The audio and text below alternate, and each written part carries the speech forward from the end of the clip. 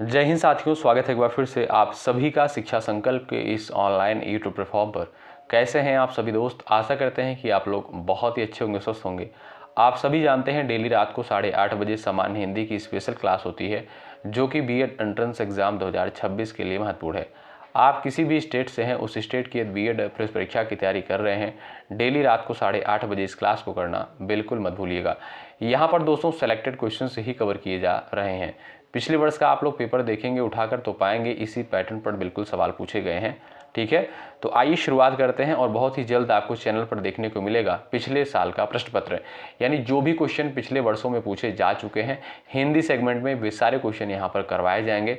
तो आप लोग सारी क्लासेस को अटेंड करें जो भी क्लासेस आपको प्रोवाइड की जा रही हैं। तो चलिए शुरू करते हैं। पहला क्वेश्चन स्क्रीन पर लग चुका है, सभी क्वेश्चन का आंसर आना चाहिए। आप लोग हर एक क्वेश्चन का आंसर देते हुए चलिएगा। वागीश का सही संधि विच्छेद क्या है, यहाँ पर आप लोग बताएं। क्वेश्चन नंबर फर्स्ट का राइट आंसर क्या हो जाएगा, बताइएगा। चलिएगा, वागीश का सही संधि विच्छेद क्या हो जाएगा और इसमें संधि कौन सी है ये भी आप बता सकते हैं। जो लोग यहाँ पर जा रहे हैं वाक धन ईस पर, ऑप्शन नंबर ए पर, वो बिल्कुल यहाँ पर राइट हो जाएंगे। और जो भी साथी ये भी बता रहे हैं कि इसमें जो है व्यंजन संधि होगी, वो बिल्कुल यहाँ पर करेक्ट हो जाएंगे। ठीक है, ए ऑप्शन जो दिया है बिल्कुल आपका राइट आंसर है। निरोग में कौन सी संधि है, बताएं। चलिए, क्वेश्चन नंबर सेकंड स्क्रीन पर दे दिया गया है, इसमें आप लोग बताइएगा निरोग में कौन सी संधि है। स्वर संधि है, व्यंजन संधि है और आपका दिया है विसर्ग है, इनमें से कोई नहीं, बताएं। तो निरोग शब्द की अगर बात करें साथियों, इसमें आप देखेंगे निह प्लस रोग होगा। क्या? निह प्लस रोग हो जाएगा इसका सही संधि विच्छेद। ठीक है, और यहाँ पर देखेंगे आप लोग, यहाँ पर विसर्ग लगा हुआ है, तो जो लोग यहाँ पर जा रहे हैं ऑप्शन नंबर सी पर, विसर्ग संधि पर, वो बिल्कुल यहाँ पर करेक्ट हो जाएंगे। ऑप्शन नंबर सी करेक्ट होगा। निर्जन में कौन सी संधि है, बताइए। सवाल नंबर तीसरे का उत्तर आप लोग बताएं यहाँ पर। चलिए, निर्जन में जो है कौन सी संधि हो जाएगी। निर्जन का सबसे पहले आप लोग क्या कर लीजिए भाई, संधि विच्छेद कर लीजिए। निर्जन शब्द की बात करें, निह प्लस जन हो जाएगा। क्या भाई? निह प्लस जन हो जाएगा। यहाँ पर भी आप देखेंगे विसर्ग लगा हुआ है। जो लोग जा रहे हैं ऑप्शन नंबर सी पर, वो बिल्कुल यहाँ पर राइट हो जाएंगे। अगला सवाल, वातानुकूल का सही संधि विच्छेद क्या है। क्वेश्चन नंबर 4 का आप लोग यहाँ पर उत्तर बताइए, कोशिश करिए। चलिएगा, सभी लोग कोशिश करिएगा आंसर देने के लिए। वातानुकूल का सही संधि विच्छेद यहाँ पर क्या हो जाएगा। चलिएगा, तो जो भी साथी यहाँ पर जा रहे हैं वात धन अनुकूल पर, ए ऑप्शन पर जो भी दोस्त यहाँ पर गए हैं वो बिल्कुल यहाँ पर करेक्ट हो जाएंगे। ठीक है, ए ऑप्शन जो आपका दिया है बिल्कुल सही आंसर होगा। और इसमें अगर हम संधि की बात करें साथियों, यहाँ से आप देखेंगे त से निकलेगा अ प्लस हो जाएगा और यहाँ से निकलेगा भी आपका अ। ठीक है, दोनों मिलकर क्या बना देगा भाई, बड़ा आ हो जाएगा। तो ये क्या है, दीर्घ स्वर संधि का एग्जाम्पल है। ए ऑप्शन बिल्कुल आपका करेक्ट आंसर है। अगला सवाल, ब्रह्मास्त्र का सही संधि विच्छेद क्या है। क्वेश्चन नंबर 5 स्क्रीन पर दिया है, सभी साथियों का यहाँ पर उत्तर आना चाहिए, बताएं। ब्रह्मास्त्र का सही संधि विच्छेद क्या है और इसमें कौन सी संधि है, सभी लोग उत्तर यहाँ पर दे सकते हैं। चलिए, तो यहाँ पर जो लोग जा रहे हैं भाई ब्रह्मधन अस्त्र पर, ऑप्शन नंबर सेकंड पर, वो बिल्कुल राइट है। यहाँ पर आप देखेंगे ब्रह्म से अ निकल गया और यहाँ पर अस्त्र से भी अ निकल गया, तो दोनों मिलकर क्या हो गया, बड़ा आ। तो आप कहिएगा क्या हो जाएगा, दीर्घ स्वर संधि का एग्जाम्पल ये भी आपका हो जाएगा। जो भी साथी गए हैं ऑप्शन नंबर सेकंड पर, ब्रह्मधन अस्त्र पर, वो बिल्कुल यहाँ पर राइट हो जाएंगे। ऑप्शन नंबर बी आपका यहाँ पर बिल्कुल करेक्ट आंसर होगा। अगला सवाल, उच्छ्वास का सही संधि विच्छेद क्या है। क्वेश्चन नंबर 6 का यहाँ पर उत्तर दीजिएगा आप लोग। चलिए, उच्छ्वास का जो है सही संधि विच्छेद क्या हो जाएगा और इसमें संधि कौन सी हो जाएगी, ये भी आप लोग बता सकते हैं। चलिएगा, सभी साथियों का उत्तर आना चाहिए। बात करें अगर हम यहाँ पर उच्छ्वास शब्द की दोस्तों, तो इसका जो सही संधि विच्छेद होगा उतधन श्वास हो जाएगा। क्या भाई, उतधन श्वास हो जाएगा। और इसमें जो लोग बता रहे हैं सर इसमें व्यंजन संधि होगी, वो बिल्कुल यहाँ पर करेक्ट हो जाएंगे। ये आपका साथियों व्यंजन संधि का एग्जाम्पल है। बी ऑप्शन बिल्कुल करेक्ट आंसर है। सवाल नंबर 7वां है। अच्छा, कुछ लोग सोच रहे होंगे क्या सर इसमें जो है सिर्फ और सिर्फ संधि विच्छेद का ही क्वेश्चन लिया गया है, संधि का ही क्वेश्चन लिया गया है। जी नहीं, इसमें आपको हर टॉपिक को क्वेश्चन देखने को मिलेंगे। ठीक है, तो धैर्य के साथ बने रहें आप लोग। प्रत्युत्तर का सही संधि विच्छेद क्या है। क्वेश्चन नंबर 7 का यहाँ पर उत्तर आप लोग करें। प्रत्युत्तर का सही संधि विच्छेद क्या हो जाएगा, बताइएगा। यहाँ पर जो लोग जा रहे हैं प्रतिधन उत्तर पर, ऑप्शन नंबर सेकंड पर, वे बिल्कुल राइट हो जाएंगे। ऑप्शन नंबर जो सेकंड दिया है ये बिल्कुल आपका सही उत्तर होगा। अगला सवाल, शुद्ध वर्तनी का यहाँ पर आपको चयन करना है। यहाँ पर साथियों आपको बताना है अस्थाई कौन से विकल्प में बिल्कुल राइट लिखा गया है, बताइएगा।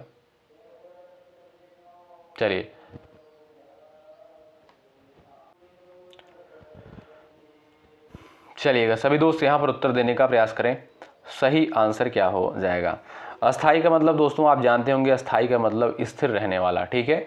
तो यहाँ पर जो लोग जा रहे हैं ऑप्शन नंबर बी पर, वो बिल्कुल राइट हो जाएंगे। बी ऑप्शन में बिल्कुल आपका अस्थाई सही लिखा गया है, ध्यान रखें, बी ऑप्शन करेक्ट है। सवाल नंबर 9 है, शुद्ध वर्तनी का चयन कीजिए। इसमें आपको बताना है जल्दी जो है कौन से विकल्प में बिल्कुल राइट लिखा गया है। सवाल नंबर 9 का उत्तर आप लोग करेंगे। चलिए सवाल नंबर 9 का सही उत्तर क्या है, शुद्ध वर्तनी का यहाँ पर आपको चयन करना है। आप सभी दोस्त यहाँ पर आंसर देने का प्रयास करेंगे। चलिए भाई, तो जो लोग यहाँ पर जा रहे हैं सेकंड ऑप्शन पर, ऑप्शन नंबर बी पर, वो बिल्कुल राइट हो जाएंगे। जल्दी आपका दोस्तों ऑप्शन नंबर बी में बिल्कुल सही लिखा गया है, ध्यान रखें आप लोग, ठीक है। अगला सवाल देखिएगा, शुद्ध वर्तनी का यहाँ पर भी आपको चयन करना है दोस्तों। इसमें आपको बताना है प्रकथन कौन से विकल्प में बिल्कुल राइट लिखा गया है, सभी दोस्त बताएं। चलिए, यानी प्रकथन का सही शुद्ध वर्तनी क्या होता है आपको ये बताना है। चलिए सभी दोस्त यहां पर उत्तर देने का प्रयास करें, आपका राइट आंसर क्या हो जाएगा बताएं। इंपॉर्टेंट सवाल है, सभी दोस्त बताएं। चलिएगा, यहां पर जो लोग जा रहे हैं भाई ऑप्शन नंबर सेकंड पर, वो बिल्कुल गलत हो जाएंगे, ठीक है। जो लोग जा रहे हैं प्राकथन ऑप्शन नंबर ए पर, वो बिल्कुल राइट हो जाएंगे। साथियों प्राकथन का अगर मैं आपसे पूछूं इसका पर्यायवाची क्या होता है, तो इसका मतलब साथियों हो गया भूमिका। जो आप देखे होंगे किसी भी चैप्टर के स्टार्टिंग में लिखी होती है, भूमिका हो गया आपका, ठीक है। प्रस्तावना हो गया, क्या दोस्तों, प्रस्तावना हो गया, इसका पर्यायवाची शब्द होता है, ठीक है। तो ध्यान रखें ऑप्शन नंबर आपका ए बिल्कुल राइट आंसर हो जाएगा। आप देखते होंगे किसी भी पाठ के किसी भी लेसन के पहले जो है ये जो प्राकथन लिखा होता है किसी भी किताब के फर्स्ट पेज पर, तो आप देखेंगे ये प्राकथन लिखा होता है, ठीक है। तो यही साथियों होता है आपका ए ऑप्शन बिल्कुल राइट आंसर हो जाएगा। भूमिका इसका मतलब होता है, या प्रस्तावना भी कहीं कहीं पर आपको देखने को मिलता है। अगला सवाल, शुद्ध वर्तनी का यहाँ पर भी आपको चयन करना है। रासायनिक कौन से विकल्प में बिल्कुल आपका राइट लिखा गया बताएं। सवाल नंबर 11 आपके स्क्रीन पर दिया है, सभी दोस्त यहां पर उत्तर दीजिएगा। सवाल नंबर 11 का राइट आंसर क्या है, यहां पर सभी दोस्त बता सकते हैं। जो लोग यहां पर जा रहे हैं रासायनिक ऑप्शन नंबर ए पर, वो बिल्कुल यहां पर भाई गलत हो जाएंगे, ठीक है। ए ऑप्शन पर जो लोग यहां पर गए हैं वो बिल्कुल गलत हो जाएंगे। ऑप्शन नंबर डी वाले भी गलत हो जाएंगे। ऑप्शन नंबर सेकंड यहां पर जो लोग जा रहे हैं वो बिल्कुल यहां पर राइट हो जाएंगे। ऑप्शन नंबर बी आपका करेक्ट आंसर है। ईमानदारी से लास्ट में आप लोग जरूर बताइएगा कितने सवालों को आपने सही किया है। शुद्ध वर्तनी का चयन कीजिए। इसमें बताइए प्रतिवादी कौन से विकल्प में बिल्कुल राइट लिखा गया है। चलिएगा, अच्छा साथियों उज्ज्वल कैसे लिखा जाता है ध्यान दीजिएगा, ये सवाल पेपर में बन चुका है। उज्ज्वल आपका इस तरीके से लिखा जाता है, ठीक है, ये आपका सही होता है, ठीक है। यहां पर आप लोग बताएं शुद्ध वर्तनी का चयन कीजिए, प्रतिवादी कौन से विकल्प में राइट है। तो जो लोग ए ऑप्शन पर टिक कर रहे हैं वो बिल्कुल यहां पर राइट है, ए विकल्प आपका सही हो जाएगा। ये रहा क्वेश्चन नंबर 13, राम पढ़ता है, ये आपका कैसा वाक्य है। सरल वाक्य है, संयुक्त वाक्य है, मिश्रित वाक्य है, इनमें से कोई नहीं। सवाल नंबर 13 का उत्तर आप लोग बताएं। चलिए, राम पढ़ता है, ये आपका कैसा वाक्य हो जाएगा। आप देखेंगे साथियों यहां पर राम क्या है, करता है, पढ़ना क्या है, ये आपकी एक प्रकार की क्रिया है।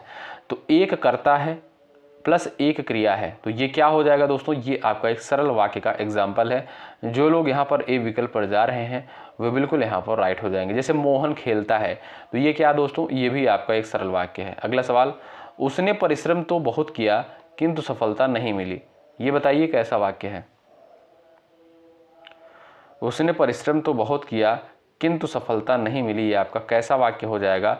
सरल वाक्य है, संयुक्त वाक्य है, मिश्रित वाक्य है, इनमें से कोई नहीं।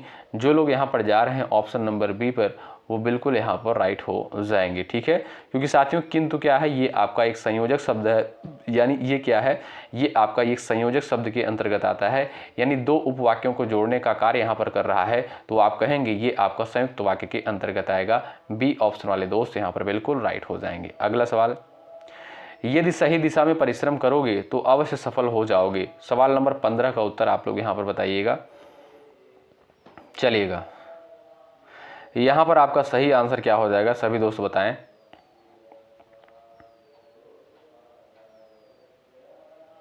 चलिएगा भाई, सभी दोस्त बताएं।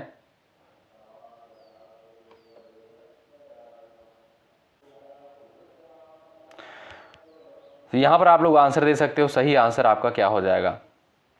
तो यहाँ पर आप देखेंगे साथियों, यदि सही दिशा में परिश्रम करोगे, ये आपका क्या हो जाएगा, ये साथियों आपका हो जाएगा एक आश्रित उपवाक्य हो जाएगा, ठीक है। और इसमें जो आपका मुख्य वाक्य है, मुख्य उपवाक्य है, वो हो जाएगा आपका अवश्य सफल हो जाओगे, ठीक है। तो यानी आप कह सकते हो ये आपका मिश्रित वाक्य का एग्जाम्पल है। ऑप्शन नंबर सी बिल्कुल यहाँ पर राइट आंसर हो जाएगा, ठीक है। ऑप्शन नंबर सी बिल्कुल करेक्ट आंसर हो जाएगा, ठीक है। यदि सही दिशा में परिश्रम करोगे तो अवश्य सफल हो जाओगे। अगला सवाल, स्त्रीत्व शब्द में कौन सी संज्ञा है? सवाल नंबर 17 का उत्तर दीजिए आप लोग। स्त्रीत्व शब्द में जो है कौन सी संज्ञा है? फटाफट आप लोग आंसर दीजिएगा। जातिवाचक है, व्यक्तिवाचक है, भाववाचक है, द्रव्यवाचक है। जो लोग यहाँ पर बता रहे हैं व्यक्तिवाचक, वो बिल्कुल यहाँ पर करेक्ट हो जाएंगे। ऑप्शन नंबर यहाँ ही माफ़ कीजिएगा, वो बिल्कुल इनकरेक्ट हो जाएंगे भाई, गलत हो जाएंगे। जो लोग यहाँ पर जा रहे हैं ऑप्शन नंबर सी पर, भाववाचक पर, वो बिल्कुल यहाँ पर राइट हो जाएंगे, ठीक है दोस्तों।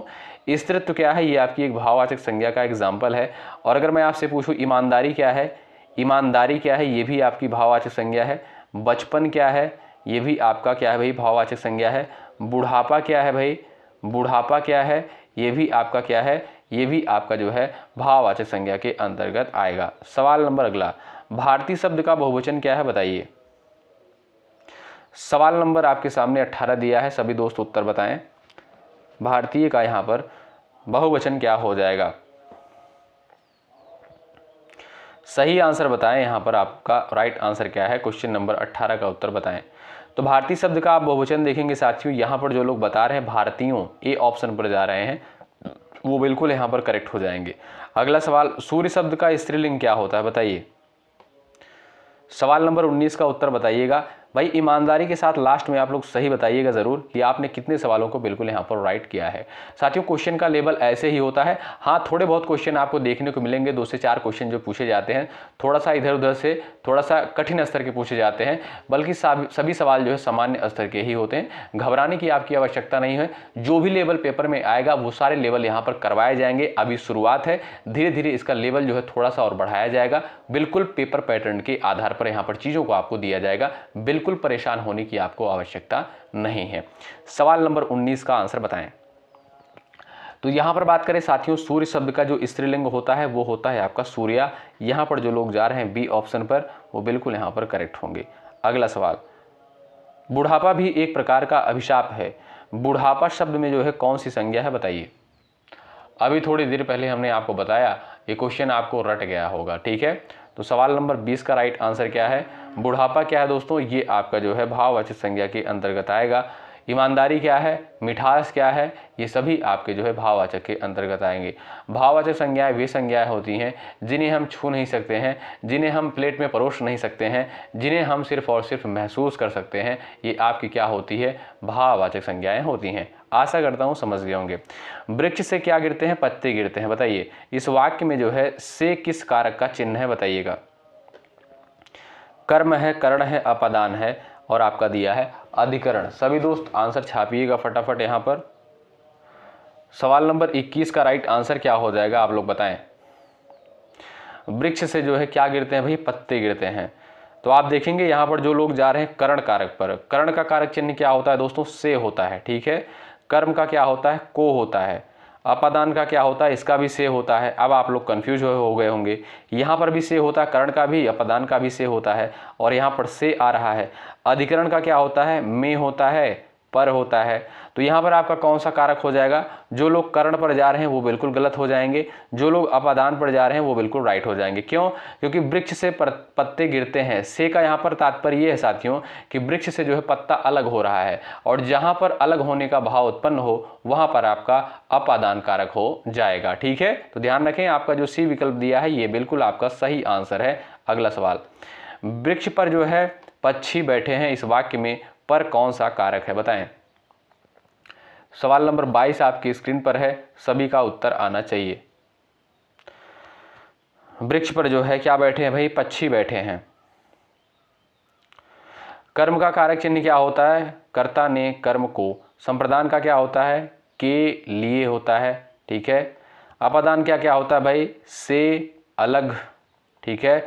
अधिकरण का क्या होता है, में होता है, पर होता है। राइटिंग पर मत जाइएगा क्योंकि मैं हाथ से ही टाइप यहाँ पर लिख रहा हूँ, हमारे पास कोई अभी डिजिटल वो नहीं है, कह सकते हो आप लोग, ठीक है भाई। तो यहाँ पर क्वेश्चन नंबर 22 का आप लोग आंसर दीजिएगा। वृक्ष पर पक्षी बैठे हैं, तो पर क्या है दोस्तों, ये आप देखेंगे अधिकरण ऑप्शन नंबर डी बिल्कुल यहाँ पर करेक्ट आंसर हो जाएगा। जो लोग डी ऑप्शन पर जा रहे हैं वो बिल्कुल राइट हो जाएंगे, क्योंकि यहाँ पर इसका होता है में होता है, पर होता है, कारक चिन्ह होता है, ठीक है। इसको आप लोग याद कर लीजिए, सवाल पेपर में बनता है, ठीक है। तो पर आया है यहाँ पर, जो लोग डी ऑप्शन पर गए हैं बिल्कुल राइट होंगे। अगला सवाल ये रहा दोस्तों, वह घर से बाहर गया, इस वाक्य में से कौन सा कारक है बताइए। वो जो है घर से बाहर गया, चलिए फटाफट उत्तर दे दीजिएगा। कर्ता, कर्म, करण, अपादान। जो लोग जा रहे हैं डी ऑप्शन पर, अपादान पर, वो बिल्कुल यहाँ पर राइट है। अगला सवाल, आकाश का पर्यायवाची शब्द क्या होता है, दृग, विप्र, व्योम, इनमें से कोई नहीं। ये सवाल पेपर में बन चुका है, सभी साथी आंसर दे सकते हो। चलिएगा, सवाल नंबर 24 का राइट आंसर क्या है, ये क्वेश्चन जो है पेपर में पूछा जा चुका है, तो आप लोग उत्तर दीजिएगा। आकाश का पर्यायवाची क्या होता है, देखिएगा आकाश के जो साथियों पर्यायवाची होते हैं, गगन आपका हो गया, नभ हो गया, अंबर हो गया, और आपका ये सब तो सब जानते हैं, नभ, गगन, अंबर। लेकिन व्योम भी होता है, ऑप्शन नंबर सी आपका बिल्कुल राइट आंसर है। जो लोग थर्ड ऑप्शन पर जा रहे हैं वो बिल्कुल यहाँ पर राइट हो जाएंगे। अगला सवाल, फूल का पर्यायवाची नहीं है, बताएं। सवाल नंबर 25 का उत्तर दे दीजिएगा। फूल का पर्यायवाची जो इसमें से आपका कौन सा नहीं है, सुमन, कुसुम, पुष्प, तनुजा। सवाल नंबर यहाँ पर 25 का उत्तर बताएं। चलिएगा, तो आप देखेंगे ये जो आपका सुमन दिया है, कुसुम दिया है, पुष्प दिया है, ये तीनों साथियों किसके पर्यायवाची हैं, फूल के पर्यायवाची हो जाएंगे, ठीक है। बाकी आपका जो तनुजा है दोस्तों, ये आपका किसका है, ये आपका भाई फूल का पर्यायवाची नहीं है। इसका मतलब क्या होता है दोस्तों, पुत्री। क्या भाई, पुत्री। तो जो लोग डी ऑप्शन पर गए हैं वो बिल्कुल यहाँ पर राइट होंगे। दिए हुए शब्दों में भिन्न अर्थ वाला शब्द इसमें से कौन सा है, भास्कर, रवि, दिवाकर, सुधाकर। सवाल नंबर 26 दिया, उत्तर छाप दीजिए आप लोग। भिन्न अर्थ वाला शब्द इसमें से आपका कौन सा है, सभी दोस्त आंसर दीजिएगा। चलिए, भिन्न अर्थ वाला शब्द इसमें से आपका कौन सा हो जाएगा, सभी दोस्त बताएं। जो लोग यहाँ पर जा रहे हैं भाई, भास्कर है, रवि है, दिवाकर है, सुधाकर है, तो आपका सही आंसर क्या हो जाएगा भाई, सुधाकर हो जाएगा। ऑप्शन नंबर डी आपका यहाँ पर बिल्कुल करेक्ट आंसर होगा, ठीक है। चलिए आगे बढ़ें। ये साथियों अलग कैसे हो जाएगा, तो ध्यान दीजिएगा, भास्कर, रवि, दिवाकर, ये सभी आप जानते हैं ये आपके सूर्य के पर्यायवाची होते हैं। लेकिन सुधाकर जो है आपका, ये आप जानते होंगे चंद्रमा का होता है। क्या भाई, चंद्रमा का होता है। तो डी ऑप्शन आपका राइट है। दिए हुए शब्दों में भिन्न अर्थ वाला शब्द इसमें से आपका कौन सा है बताइए।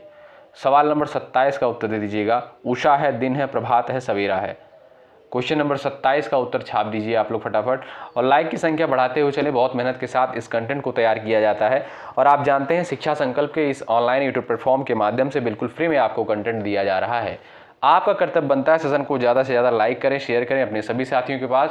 हमारा भी मनोबल जो है बढ़ता रहे, और आपके लिए बेहतर कंटेंट इस तरीके से लाते रहें, ठीक है भाई। और जब तक आपकी परीक्षा नहीं हो जाएगी तब तक हम आपके साथ एक बेहतर कंटेंट के साथ साथियों बने रहेंगे। मैं आपसे ये बार बार वादा करता हूँ, ठीक है।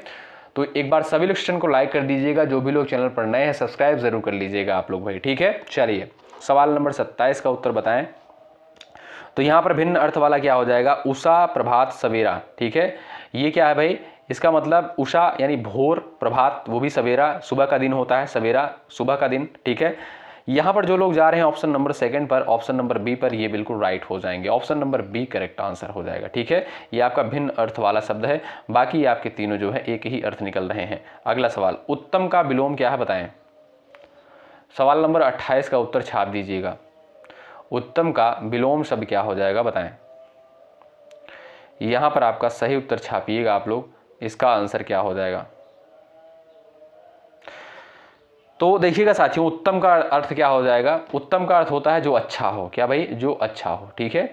और इसका जो विलोम हो जाएगा वो क्या हो जाएगा भाई, अधम हो जाएगा। ऑप्शन नंबर सी जो दिया है बिल्कुल आपका करेक्ट आंसर है, ठीक है। अगला सवाल, नीरस का विलोम बता दीजिए आप लोग। नीरस का विलोम शब्द क्या है।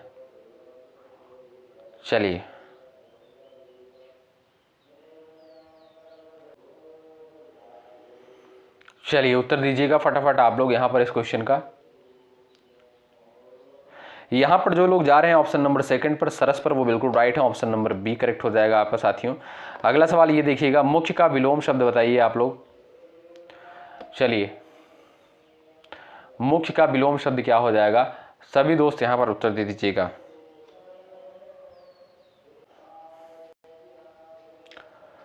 चलिए, सभी दोस्तों को यहाँ पर आंसर आना चाहिए, फटाफट आप लोग आंसर दीजिएगा।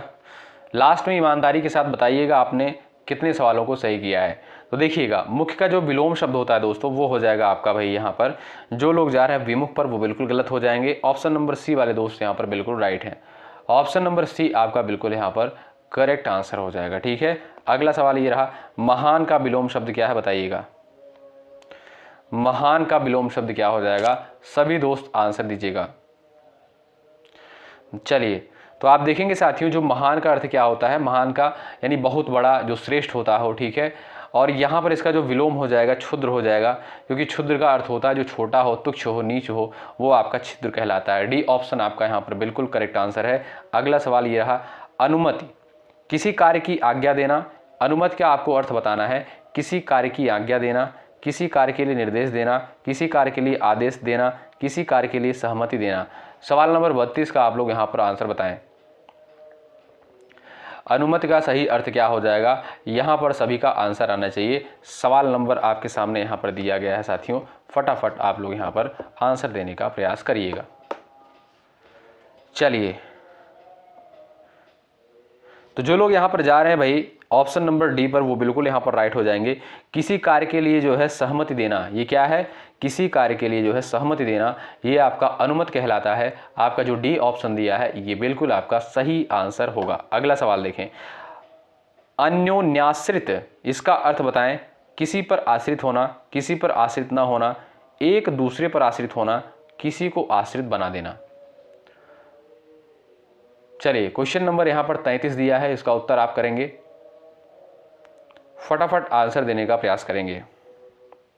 यहाँ पर जो लोग जा रहे हैं ऑप्शन नंबर ए पर, वो बिल्कुल गलत हो जाएंगे। ठीक है, ए ऑप्शन वाले साथी यहाँ पर बिल्कुल गलत हो जाएंगे। एक दूसरे पर आश्रित होना, ठीक है, यानी परस्पर निर्भर होना। ऑप्शन नंबर जो सी दिया है ये बिल्कुल आपका सही आंसर होगा। अगला सवाल, वह सायंकालीन बेला जब पशु वन से चरकर लौटते हैं तो क्या कहलाता है। गोधूलि, सूर्यास्त, सायं बेला, अपराह्न। सवाल नंबर यहाँ पर 34 दिया है, उसका उत्तर करें। चलिए, यहां पर आपका सही आंसर क्या हो जाएगा, सभी दोस्त बताएं। यहां पर जो गोधूलि दिया है तो आप लोग यहां पर उत्तर दे सकते हैं। चलिए, जो लोग यहां पर जा रहे हैं ऑप्शन नंबर ए पर, वो बिल्कुल राइट हो जाएंगे। ए विकल्प आपका करेक्ट आंसर है। जो दूसरों के सहारे जीवित रहे उसे क्या बोलते हैं। परावलंबी, पराश्रित, परजीवी, पराधीन। सवाल नंबर 35 का उत्तर बताएं। जो दूसरों के सहारे जो है जीवित रहे,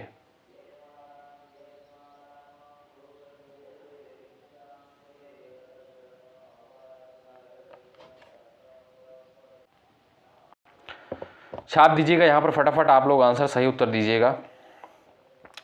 जो लोग यहाँ पर जा रहे हैं भाई पराश्रित पर, वो बिल्कुल गलत होंगे। परावलंबी वो भी आपका गलत हो जाएगा। यहाँ पर ऑप्शन नंबर सी करेक्ट हो जाएगा। परजीवी, जो दूसरों के सहारे जीवित रहे। ऑप्शन नंबर सी करेक्ट है। भरत मुनि के अनुसार रसों की कुल संख्या कितनी होती है। 36 का यहाँ पर उत्तर आपका आना चाहिए। चलिए, भरत मुनि के अनुसार जो है रसों की संख्या कितनी होती है। 8 है, 9 है और आपके सामने 10 दिया है, 11 है। 4 विकल्प आपके सामने दिए गए हैं, सभी लोग यहाँ पर उत्तर बताइएगा। और हिंदी में रसों की संख्या कितनी मानी गई है ये भी आप आंसर कर सकते हो अगर आपको पता हो। ठीक है, चलो भाई, सभी लोग यहाँ पर उत्तर दीजिएगा। जो लोग यहाँ पर जा रहे हैं भाई ऑप्शन नंबर बी पर, वो तो गलत हैं। ठीक है, ये साथियों आप देखेंगे हिंदी में जो है रसों की संख्या कितनी मानी गई है, 9 मानी गई है। ठीक है, तो जो लोग यहाँ पर 8 बता रहे हैं, भरत मुनि के अनुसार कितनी रसों की संख्या मानी गई, 8 मानी गई है। ए ऑप्शन जो आपका दिया है ये बिल्कुल आपका सही आंसर हो जाएगा। और ये रहा आपके सामने सवाल नंबर 37। विभिन्न रस का स्थायी भाव बता दीजिए आप लोग। चलिए, सवाल पूछा गया है पेपर में भाई, और अस्थायी भाव से क्वेश्चन बनते हैं पेपर में। चलिए, भय है, निर्वेद है, शोक है, जुगुप्सा यानी घृणा। विभिन्न रस का स्थायी भाव क्या हो जाएगा। तो साथियों हमने अभी आपको बताया भरत मुनि के अनुसार रसों की संख्या कितनी है, 8 है। और आधुनिक हिंदी में आप देखेंगे रसों की संख्या कितनी मानी गई है, 9 मानी गई है। इसको आप लोग याद रखें, ठीक है। और यहाँ पर विभिन्न रस का अस्थायी भाव आपसे पूछा है, जो लोग बता रहे हैं जुगुप्सा या घृणा, वो बिल्कुल राइट है। ऑप्शन नंबर डी आपका यहाँ पर बिल्कुल करेक्ट आंसर हो जाएगा, ठीक है। विभिन्न यानी घृणा यानी घिनौना कह सकते हो आप लोग, इसका मतलब होता है। तो डी ऑप्शन बिल्कुल यहाँ पर राइट आंसर होगा। अगला सवाल, क्रोध किस रस का अस्थायी भाव है, बताएं। 38 का उत्तर, क्रोध जो है किस रस का अस्थायी भाव होता है। सभी दोस्तों का उत्तर आना चाहिए, फटाफट यहाँ पर छापते हुए चलें आप लोग आंसर। विभिन्न, भयानक, रौद्र, वीर रस।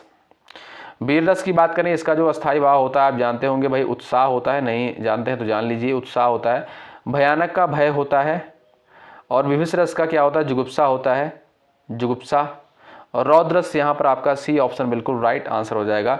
रौद्र रस का अस्थायी भाव होता है आपका क्रोध। ऑप्शन नंबर सी बिल्कुल सही उत्तर है। जिसके समान दूसरा ना हो, उसके लिए एक अर्थ शब्द क्या होगा, बताइए। जिसके समान जो है दूसरा ना हो, अलौकिक, अगम, अप्रतिभा, अप्रतिम, बताएं। जिसके समान दूसरा ना हो, इसका एक शब्द में अर्थ बता दीजिए। फटाफट यहाँ पर उत्तर दीजिएगा आप लोग, सही आंसर क्या हो जाएगा। सभी दोस्तों का उत्तर आना चाहिए। चलिएगा, यहाँ पर जो लोग जा रहे हैं अद्वितीय पर, अद्वितीय तो हालांकि ऑप्शन में नहीं दिया गया, तो आप लोग कर लीजिएगा, एक ऑप्शन में अद्वितीय कर लीजिएगा भाई। क्या, अद्वितीय कर लीजिएगा दोस्तों, ये क्वेश्चन पूछा गया है, ठीक है। अद्वितीय कर लीजिएगा, जिसके समान दूसरा ना हो। अगला सवाल, जहां पहुंचा जा सके, दुर्गम, अधिगम, सुगम, अगम। सवाल नंबर 40 दिया है, उत्तर दे दीजिएगा आप लोग। जहां आसानी से पहुंचा जा सके वहां पर साथियों क्या हो जाएगा, उसके लिए एक शब्द बता दें। दुर्गम, अधिगम, अगम, सुगम। चलिए, यहां पर जो लोग जा रहे हैं ऑप्शन नंबर सी पर, वो बिल्कुल गलत हो जाएंगे। ऑप्शन नंबर सी इनकरेक्ट हो जाएगा। डी ऑप्शन आपका राइट है, सुगम, जहां पहुंचा जा सके आसानी से, आपका डी ऑप्शन बिल्कुल राइट आंसर है। अगला सवाल, जो बहुत बातें करता हो। आपके ग्रुप में ऐसे लोग तो बहुत सारे होंगे, क्यों भाई, जो बहुत सारी बातें करते होंगे, ठीक है। तो उनके लिए एक शब्द क्या हो जाएगा, बधिर हो जाएगा, बहुज्ञ हो जाएगा, वचनीय हो जाएगा, वाचाल हो जाएगा। बताओ, 41 का उत्तर छाप दीजिए आप लोग यहाँ पर। सही आंसर क्या है, फटाफट उत्तर बताएं। जो लोग जा रहे हैं ऑप्शन नंबर डी पर, वाचाल पर, वो बिल्कुल यहाँ पर राइट हो जाएंगे। भाई लाइक की संख्या बढ़ा दो आप लोग, इसमें कोई चार्ज, कोई पैसा आपका नहीं लगेगा। आप भी सोचते होगे सर कितनी बार बोलते हैं लाइक करने के लिए। भाई मैं इसलिए बोलता हूँ क्योंकि जिससे ये क्लास और भी लोगों के पास पहुँचे, ठीक है। और हमारा कोई उद्देश्य नहीं होता बहुत ज़्यादा, इसमें हमारा कोई फ़ायदा नहीं हो जाता, ये और भी लोगों के पास क्लास जो है पहुँचती है। तो आप सभी से निवेदन है कि आप लोग एक बार सेशन को लाइक कर दें। यदि आप चैनल पर नए हैं, जुड़ सकते हैं, सब्सक्राइब जरूर कर लीजिएगा, ठीक है। चलिए, अतिवृष्टि का यहाँ पर अर्थ क्या है, बताएं। अत्यधिक विचार करने वाला, अत्यधिक वर्षा होना, अत्यधिक सूखा पड़ना, या अत्यधिक असंतुष्ट होना, बताएं। सवाल नंबर 42 का छाप दीजिएगा यहाँ पर आंसर आप लोग। तो अतिवृष्टि का मतलब दोस्तों क्या हो जाएगा, अत्यधिक विचार करना, ये आपका गलत है। ऑप्शन नंबर बी करेक्ट है, अत्यधिक वर्षा होना, बी ऑप्शन बिल्कुल राइट आंसर है। आंख का नीर ढल जाना, इसका अर्थ क्या है, बताइए। आंख का पानी या आंख का नीर जो है ढल जाना, इसका अर्थ क्या हो जाएगा। सभी दोस्त उत्तर दे दीजिएगा। मरते समय आंसू बहाना, निर्लज्ज हो जाना, निरुत्साहित होना, निष्प्रभ होना। सवाल नंबर 43 का उत्तर आप लोग यहाँ पर कर सकते हो सभी दोस्त। चलिए, तो जो लोग यहाँ पर जा रहे हैं निर्लज्ज होना ऑप्शन नंबर सेकंड पर, वो बिल्कुल यहाँ पर राइट हो जाएंगे। ऑप्शन नंबर बी आपका करेक्ट आंसर है। कान फूंकना का अर्थ क्या है, सवाल नंबर 44 का उत्तर आप लोग यहाँ पर बता सकते हो। सवाल नंबर 44 का राइट आंसर क्या बताएं। चलिए, कान फूंकना का अर्थ क्या हो जाएगा, चौकन्ना करना, चुगली करना, जादू टोना करना, दीक्षित करना। सवाल नंबर 44 का राइट आंसर यहाँ पर सभी दोस्त आंसर दे दीजिएगा। जो लोग बता रहे हैं यहाँ पर दीक्षित करना, ऑप्शन नंबर डी पर जा रहे हैं, वो बिल्कुल यहाँ पर राइट हो जाएंगे। ऑप्शन नंबर डी करेक्ट हो जाएगा, ठीक है।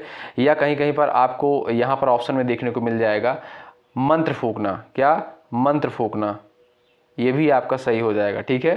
तो यहाँ पर जो लोग जा रहे हैं डी ऑप्शन पर, वो बिल्कुल राइट हो जाएंगे। अगला सवाल, कच्चे घड़े पानी भरना, इसका अर्थ क्या है, बताइए। कच्चे घड़े पानी भरना, इसका अर्थ बता दीजिए आप लोग भाई। चलिए, कमज़ोर से मदद की अपेक्षा करना, ठीक ढंग से काम न करना, कठिन काम करना, मूर्खतापूर्ण कार्य करना। जो लोग जा रहे हैं ऑप्शन नंबर बी पर वो बिल्कुल गलत है। ऑप्शन नंबर ए वाले दोस्त यहाँ पर राइट है, कमज़ोर से मदद की अपेक्षा करना। ठीक है, अगला सवाल, छक्के छुड़ाना का अर्थ क्या है बताएं। 46 का उत्तर बताएं। क्रिकेट के खेल का एक नियम, हराना, घायल करना, परेशान करना। छक्के छुड़ाना का अर्थ क्या हो जाएगा भाई, बता दीजिए आप लोग, फटाफट आंसर दे दीजिए। घायल करना आपका सही है कि परेशान करना? ऑप्शन नंबर डी करेक्ट है, परेशान करना। अगला सवाल, इनमें संयुक्त व्यंजन कौन सा हो जाएगा बता दीजिए, फटाफट उत्तर आपका आना चाहिए। 4 आपके संयुक्त व्यंजन हैं, आप जानते होंगे, नहीं जानते हैं तो जानने का प्रयास करिए, महत्वपूर्ण है, सवाल बनता है पेपर में। देखिए, जो आपका संयुक्त व्यंजन होते हैं, 4 आपके संयुक्त व्यंजन होते हैं दोस्तों।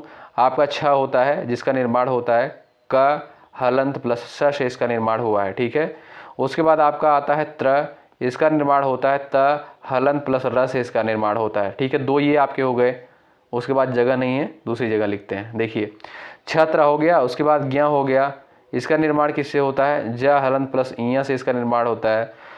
उसके बाद आपका आता है श्र, इसका निर्माण होता है बड़ा श हलंत प्लस र से इसका निर्माण होता है। ठीक है, ये आपके 4 संयुक्त व्यंजन होते हैं। इसमें आपसे पूछा संयुक्त व्यंजन कौन सा है, तो ज्ञ ऑप्शन नंबर बी करेक्ट है, इसका निर्माण ज हलंत प्लस ईय से होता है। ठीक है, हलंत लगाना बिल्कुल नहीं भूलना है आपको, इंपॉर्टेंट है। निम्नलिखित में से जो है कौन सा वर्ड उच्चारण की दृष्टि से दंत नहीं है, यानी दंत से उच्चारित होने वाला वर्ड इसमें से आपका कौन सा नहीं है, बताइए। त, न, द, ट। चलिए, सही उत्तर क्या, फटाफट आप लोग यहाँ पर छाप सकते हो, राइट आंसर क्या है। तो आप देखेंगे साथियों, दंत से उच्चारित होने वाले वर्ड आपके होते हैं जो त वर्ग के अंतर्गत आते हैं, त, थ, द, ध, न। तो यहाँ पर त भी है, न भी है, द भी है, इन तीनों का उच्चारण दंत से होता है, लेकिन ट का उच्चारण स्थान आप देखे होंगे मूर्धा से होता है। ठीक है, मूर्धन्य व्यंजन आपका होता है, मूर्धा से उच्चारित होने वाला होता है। डी ऑप्शन आपका राइट है। जिन शब्दों के अंत में अ आता हो उन्हें क्या कहा जाता है, बताइए। जिन शब्दों के अंत में अ आता हो उन्हें क्या बोलते हैं, उन्हें क्या कहते हैं, यहाँ पर सभी दोस्त उत्तर दे दीजिएगा। अनुस्वार, अयोगवा, अंतस्थ, अकारांत। अनुस्वार की बात करें, आप जानते होंगे साथियों, अनुस्वार आपके होते हैं कौन कौन से भाई। ये आपका दोस्तों हो गया अनुस्वार, ठीक है, और ये आपका हो गया, ये आपका हो गया अनुस्वार, ये हो गया आपका विसर्ग। ठीक है, आप जानते होंगे। ठीक है, तो अयोगवाह की बात करें अगर हम यहाँ पर, और यही जो आपका साथियों विसर्ग है और ये आपका जो अनुस्वार है, इन दोनों को क्या बोलते हैं, अयोगवाह बोलते हैं। ठीक है, ध्यान रखें। अंतस्थ व्यंजन आप जानते होंगे, य, र, ल, व, ये आपके अंतस्थ होते हैं। तो यहाँ पर भाई आपका डी ऑप्शन करेक्ट हो जाएगा, अकारांत। अगला सवाल ये रहा, 6 वर्ड किसके योग से बना हुआ है। लास्ट क्वेश्चन आपकी स्क्रीन पर दिया है, तो यहाँ पर आप बताइएगा, जरूर आंसर दीजिएगा। ठीक है, देखते हैं किसका किसका आंसर यहाँ पर बिल्कुल सही आता है। ठीक है, यहाँ पर आप देखेंगे साथियों, तो भाई यहाँ पर आपका चारों ऑप्शंस गलत हैं। क्यों भाई, चारों ऑप्शंस आपके गलत हैं, क्योंकि यहाँ पर हलंत नहीं लगा हुआ है क में। अगर यहाँ पर हलंत लगा होता तो आपका ए ऑप्शन यहाँ पर बिल्कुल सही हो जाता। ठीक, तो ये क्लास आपको कैसी लगी कमेंट बॉक्स में हमें ज़रूर बताएं, और डेली क्लासेस करने के लिए आप लोग जुड़े रहें शिक्षा संकल्प के इस यूट्यूब प्लेटफॉर्म के माध्यम से। सुबह 11:30 बजे क्लास होती है, दोपहर को 3 बजे होती है, रात को 8:30 बजे होती है। इन सारी क्लासेस को आप लोग ज़रूर अटेंड करें, महत्वपूर्ण सेशन होता है। पिछले साल का पेपर देखेंगे उठाकर तो पाएंगे इसी पैटर्न पर सवाल पूछे जाते हैं, जो भी यहाँ पर कंटेंट आपको दिया जा रहा है। टेलीग्राम चैनल से जुड़ जाइएगा, डिस्क्रिप्शन बॉक्स में आपको लिंक देखने को मिल जाएगा। कोई डाउट होता है 9415768259 पर हमें व्हाट्सअप भी कर सकते हैं। चैनल पर अभी तक नहीं जुड़े, सब्सक्राइब नहीं किए तो सब्सक्राइब कर लीजिएगा, जिससे आपके पास जो है नोटिफिकेशन पहुँचता रहे क्लासेस का। ठीक है, चलिए अगली क्लास में मिलते हैं, और तब तक के लिए शुक्रिया। जय हिंद, जय भारत।